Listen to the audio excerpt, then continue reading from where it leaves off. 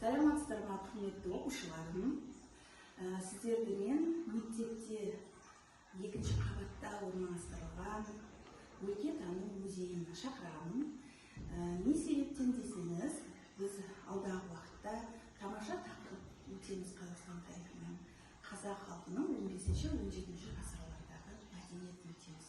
Сол кезде біз қазақ халқының мәдениетін өткен кезде қазақ халқының баспанасы, қолөнер бұйымдарымен танысамыз. Ал біздің музейде сол жәдігерлер сақталған.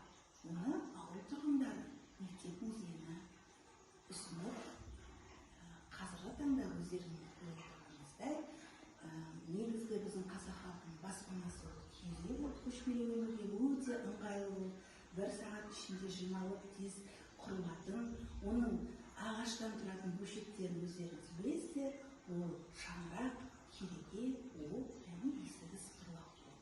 Оның барлығы үйлердің ағаштан жасалған. Соның бір бөлшегі, өздеріңіз көріп отырғанымыздай, мына қабырғадан келіп тұрған кереге.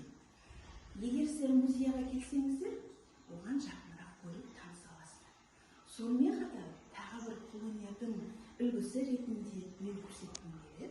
Біздің музейде киелі мен келсап сақталған. Оны да ауылдың ақсақалдары біздің музейге сыйға тартты.